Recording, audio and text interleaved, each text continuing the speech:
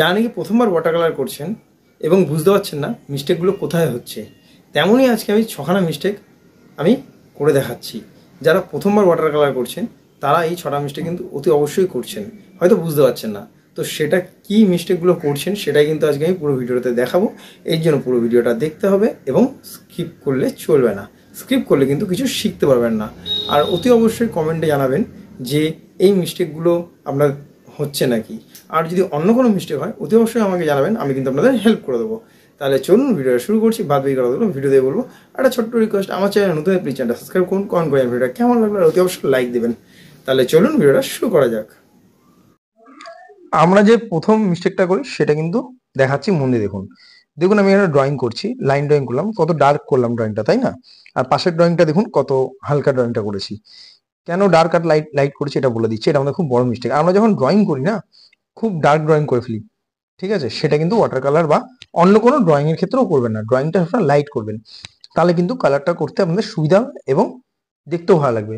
কেন আপনি যখন ডার্ক ড্রয়িং করবেন ওয়াটার কালারে, যখন কালারটা শুকিয়ে যাবে দেখবেন ওই লাইনগুলো না ফুটে উঠেছে। তাহলে কি বড় মিস্টেক, আমরা ড্রয়িংটা প্রথমেই ভুলটা করি, আমরা ডার্ক ড্রয়িং করি। এর জন্য ড্রয়িং যেটা করবেন সেটা কিন্তু লাইন ড্রয়িং যেটা করবেন সেটা কিন্তু লাইট ড্রয়িং করবেন, ডার্ক বেশি করবেন না, ঠিক আছে?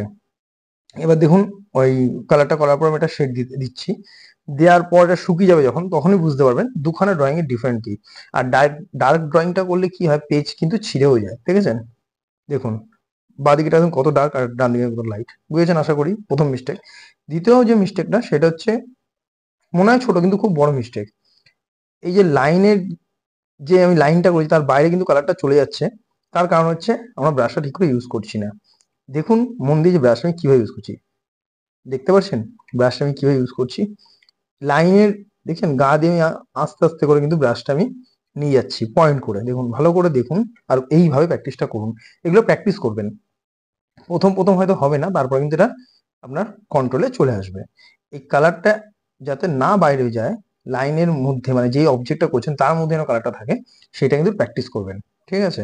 তো আমি কিছু লাইন দিয়েও দেখাচ্ছি, এরকম রাফ লাইনও আপনারা তুলি দিয়ে কালার নিয়ে প্র্যাকটিস করতে পারেন। তাহলে এই কন্ট্রোলটা আপনাদের আস্তে আস্তে এসে যাবে। এটা হচ্ছে দ্বিতীয় মিস্টেক। এই মিস্টেকগুলো কিন্তু মন দিয়ে দেখুন আর প্র্যাকটিস করুন, ঠিক আছে? তাহলে কিন্তু ইমপ্রুভ হবে। দেখতে পাচ্ছেন দুটো কত পার্থক্য রয়েছে। এবার আরেকটা যেটা মিস্টেক আমরা করি, কালার আমরা যখন শুরু করি ওয়াটার কালার, বিগিনার যারা, সবচেয়ে বেশি বড় ভুল হয় যেটা, প্রথমেই ডার্ক কালারটা আমরা চাপিয়ে দিই। এটা কিন্তু খুব বড় ভুল। প্রথমে কিন্তু ডার্ক কালার আমরা চাপাবো না, আমরা লাইট কালার চাপাবো। কেন? এরপর আমরা ফার্স্ট টোন সেকেন্ড টোন দিতে পারি, বা পরপর কালার টোন লেয়ার যেন আমরা দিতে পারি। দেখুন বাঁ দিকের ফুলটা কতটা ডার্ক হয়ে গেছে, ডান দিক কিন্তু আমি দেখুন লাইট করে ফুলটা করছি, মানে এটা ফার্স্ট টোন করছি। ফার্স্ট টোনটা কত লাইট দিচ্ছে দেখুন, যাতে এর উপর আমি আরো টোন দিতে পারি। এই ব্লুটার উপর আমি ডার্ক করে যদি টোন দিই তাহলেও কিন্তু বুঝতে পারবেন না, মানে বাঁ দিকের যে ফুলটা করেছি। আর ডান দিকের ফুলটা দেখুন শুকিয়ে যাওয়ার পর কিন্তু আমি আবার এর উপর টোন দেবো। দেখুন শুকিয়ে গেছে, এবার দেখুন আমি টোন দিচ্ছি। মন দিয়ে দেখুন আর শিখুন, ওতে অবশ্যই বুঝবেন, ঠিক আছে? বুঝে বাড়িতে প্র্যাকটিস করুন। দেখুন এবার একটু ডার্ক করে আমি সেকেন্ড টোনটা দিলাম, দেখলেন কত সুন্দর চলে আসলো ফুলটা। কিন্তু বাঁদিকের ফুলটা কিন্তু এটা হতো না। তাহলে 3 নম্বর মিস্টেকটা আশা করি বুঝতে পেরেছেন। এইবার আমরা যেটা করছি 4 নম্বর মিস্টেক, এটা কিন্তু খুব বড় একটা মিস্টেক আমরা করি। আমরা প্রথমে ধরুন কালারটা করে দিচ্ছি, কালারটা করে দিয়ে আগে দুখানা কালার নিচ্ছি। দেখুন আমি আকাশটাও করলাম আর জমির কালারটাও দিচ্ছি। দেওয়ার পর কি করব সেটা কিন্তু দেখতে গেলে ভিডিওটা কিন্তু দেখতে হবে, স্কিপ করলে কিন্তু মিস্টেকগুলো বুঝতে পারবেন না। আর যদি কোনো জায়গায় অসুবিধা হয় অতি অবশ্যই কমেন্ট করবেন, আমি কিন্তু হেল্প করে দেবো। সেম আমি ডান দিকেও করলাম। বাঁ দিকে যেটা আমি করেছি সেটার মধ্যে দেখুন আমি ভেজা অবস্থায় কিন্তু কালার দিচ্ছি, মানে কালার দিয়ে আমি একটা ঘর করছিলাম সেটা করলাম এবং গাছ করলাম। দেখুন কালারটা কিভাবে স্প্রেড করে গেল। কেন? এইটা ভুল টেকনিক। বেশিরভাগ ক্ষেত্রে এই যে বাঁদিকে টেকনিকটা যে করেছি সেটা করতে গেলে আরো দক্ষ হতে হবে ওয়াটার কালার, তারপরে কি টেকনিকটা আপনারা করতে পারেন, প্রথম প্রথম পারবেন না। তাহলে কি করবেন, কালারটা শুকিয়ে নেবেন। তারপরে দেখেছেন জমিটা আমি একটা টোন দিলাম, এবার ঘরটা করছি। এইভাবে শুকিয়ে শুকিয়ে যেই অবজেক্ট গুলো করতে চাইছেন সেগুলো কিন্তু কালার দিয়ে করুন, বা ড্রয়িং করলে ড্রয়িং করবেন। আমার বক্তব্য হচ্ছে ভেজা অবস্থায় কাজটা করবেন না, পুরো শুকিয়ে নেবেন। ফার্স্ট টোনটা দিয়ে শুকানোর পর সেকেন্ড টোন দেবেন, যেভাবে আমি দেখাচ্ছিলাম ফুলটা আগের। তো এইভাবে কিন্তু ওয়াটার কালারটা কিন্তু করবেন। বিজ্ঞানীরা কিন্তু প্রথমবার এই ভুলটা বেশি করেন, ঠিক আছে? হুট করে না বুঝে আপনি একটা কালার চাপিয়ে তার শুকায়নি তার উপরে রং দিচ্ছেন, যেহেতু ওইটা আপনার আপনি দক্ষ নন, তা ওইটা ওইভাবে করবেন না। আগে দক্ষ হয়ে যান ওয়াটার কালার, তারপরে গিয়ে আপনি এটা করুন, কোনো অসুবিধা নেই। আপনি বুঝে যাবেন কতটা জল কতটা রং লাগবে, তাই না? তাহলে এই ভুলটা কিন্তু অতি অবশ্যই করবেন না। দেখছেন এটা শুকিয়ে যাওয়ার পর আমি করছি, কত সুন্দর হচ্ছে, তাই না? তাহলে এই প্র্যাকটিস গুলো কিন্তু রেগুলার বাড়িতে করার চেষ্টা করুন, এই মিস্টেক গুলো তাহলে আর হবে না। আর কয়েকটা পাখি আমি দিয়ে দিচ্ছি যাতে ছবিটা একটু ভালো লাগে। আশা করি এই যে আপনার 4 নম্বর মিস্টেকটা বুঝে গেছেন কি ভুলটা হয়েছে। এবার আসছি 5 নম্বর মিস্টেক। 5 নম্বর মিস্টেক আমরা কি করছি? আমরা কি করি, এই যে জল দেখছেন কতটা যেন বড় ভুল, কতটা রং নেবো কতটা জল নেবো, তাই না?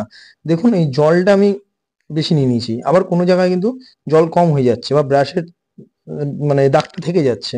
এইটা আমি যতই বলি আপনারা কিন্তু সেভাবে বুঝতে পারবেন না। কেন? কেন এইটা প্র্যাকটিস যত বেশি করবেন তত আপনারা বুঝে যাবেন কতটা রং দরকার কতটা জল দরকার। না হলে প্রত্যেকবার এই ভুলটা হয়ে যাবে বা হয়ে থাকবে।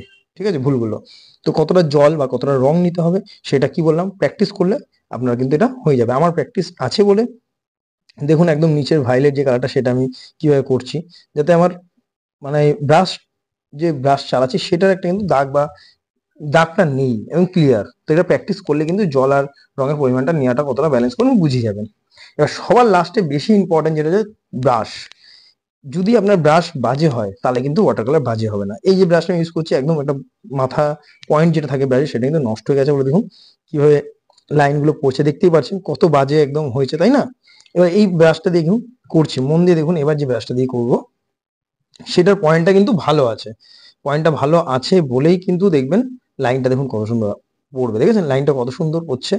এর জন্য মাথায় রাখবেন যেই ব্রাশটা ইউজ করছেন ব্রাশ যেন ভালো হয়, না হলে কিন্তু খুব খুব সমস্যা হবে। ঠিক আছে, এবার দেখুন এই ব্রাশটা দেখিয়ে দিচ্ছি যেটা আমি প্রথম ইউজ করেছিলাম। দেখুন আমি হাতে ঘষে নিলাম, দেখুন তার কোনো পয়েন্ট নেই, দেখতে পাচ্ছেন কি খারাপ অবস্থা ব্রাশটার মাথাটা।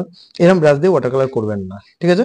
এইবারে ব্রাশটা দেখুন তার পয়েন্টটা দেখুন, দেখছেন কত সুন্দর মাথা সরু হয়ে আছে, এটা হচ্ছে পয়েন্ট। এরকম ব্রাশ দিয়ে কিন্তু ওয়াটার কালারটা করবেন। ধন্যবাদ পুরো ভিডিওটা দেখার জন্য।